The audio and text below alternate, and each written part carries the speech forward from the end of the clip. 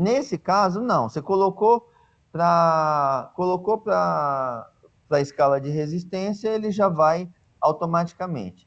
E aí, ó, valor. Ó, aí, como existem instrumentos que você precisa ajustar, ó, para valores de resistência até aí 200, aí 2K, que é 2000, 20K, 200K, 2 mega, 20 mega.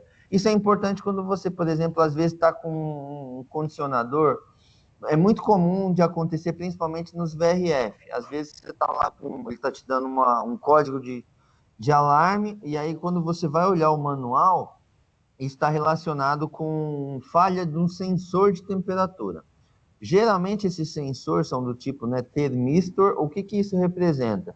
Ele é um cara que, em função da temperatura, ele vai variar a resistência.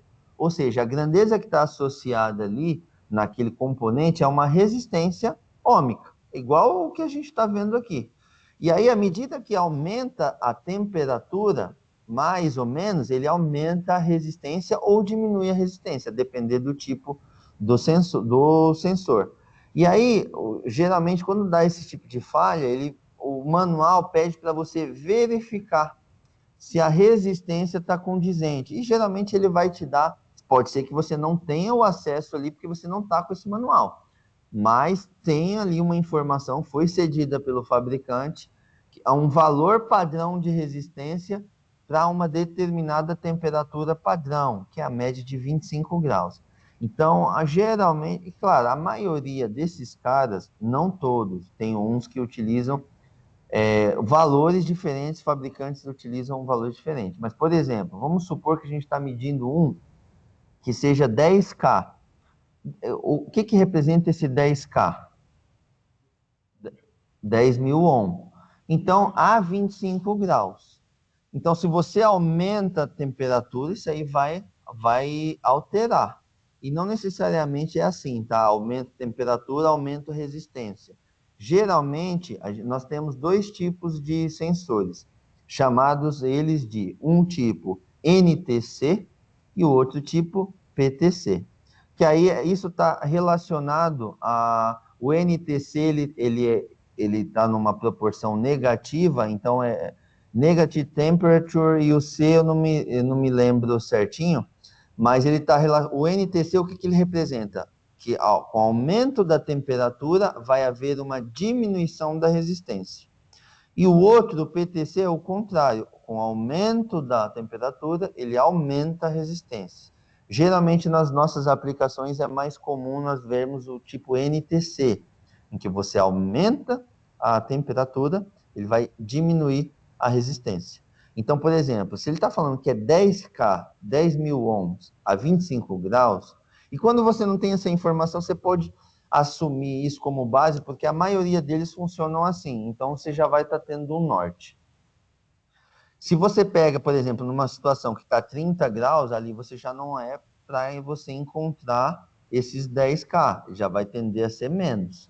Ou seja, a resistência que você vai medir, ela é um pouco menor.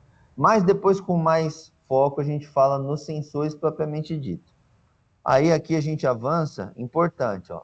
Se sabemos qual que é o valor que deve apresentar o componente, por exemplo, no caso desse sensor. Se o fabricante falou que ele é um de 10K, a gente ajusta o instrumento cujo limite é próximo desse valor. E se aí, se por exemplo, não tiver essa faixa, você pode, ou você não souber qual que é a faixa que você vai encontrar, você pode colocar para o ajuste máximo, para o limite máximo. Até porque se você ajustar, igual nessa foto aqui, ó, se você está aqui, você vai medir um componente, por exemplo, de 20K, se você ajustar o componente para medir aqui, ele não vai conseguir medir, ele vai te dar um símbolo OL, que representa infinito. Aí você pode achar, pô, tá ruim, tá aberto, mas não é isso, é que você só ajustou o instrumento errado. Por que eu já passo uma base? Porque se acontece muito, às vezes você está sem instrumento, vou pedir um instrumento da empresa de elétrica, porque a gente está sem. Aí chega lá, o cara vai te dar um multímetro, aí você fala, pô, mas esse aqui o Lucas nunca falou, mano, esse aqui eu não sei medir. Então, justamente para que você tenha essa compreensão, que é impossível você entender, que é preciso você entender o conceito. Então, se você ajustar para cá, você não vai conseguir medir aqui. Agora, se você ajustar aqui, você consegue medir aqui, mas talvez com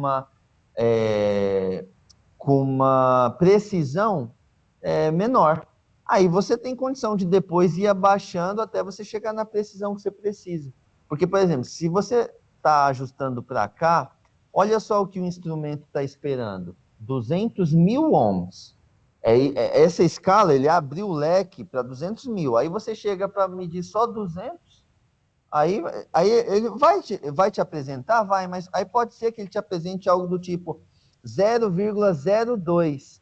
Aí você vai achar, não, tá ruim. Mas na verdade você só não ajustou. Aí o que você faz? Ajusta para uma menor. Ah, deixa eu ajustar para 20K. Aí você vai ver que aqui já vai dar 0,2. Aí depois você vai, à medida que você vai descendo, até que você chega aqui no ajuste mínimo do instrumento, que eu não vou garantir que vai ser 200, mas vamos supor que seja, só para vocês entenderem. Aí quando você ajustar para 200, aí ele vai e mede aqui, vai 2,5, ou 203, 204. É porque não é tão preciso assim, igual a gente está falando, né? Geralmente tem uma variaçãozinha. Mas aí você vai ter uma precisão maior. Então, saber isso é importante para diagnosticar e medir correto aquilo que você está tentando ali medir, beleza? Aqui, assim, não sabemos qual que é o valor, ajusto na medida máxima